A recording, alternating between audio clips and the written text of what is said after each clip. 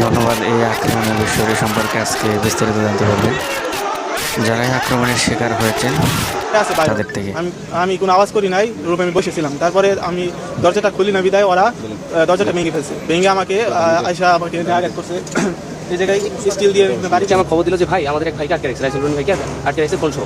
আমরা বললাম যে কেন আটকে রাখছে, হঠাৎ রাত বাজে 12:30 প্রায়, এত রাতে কেন আটকে রাখছে? পরে আমরা আমাদের রুমের 2-4 জন সহ গেলাম যে ভাই কেন আটকে রাখছেন। এই কথা বলার সাথে সাথে তারা দেখি 20-25 জন আমাদের 4-5 জনের উপর দেখলাম যে তাদের কাছে চাপাতি ছিল, বড় অগিস্টিক ছিল, ইসলাম ওর ছিল। নাম জানি, চিনি অনেকজনকেই।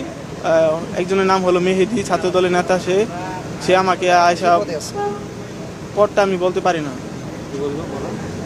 মানে ওনার নাম ছিল হলো মেহেদি।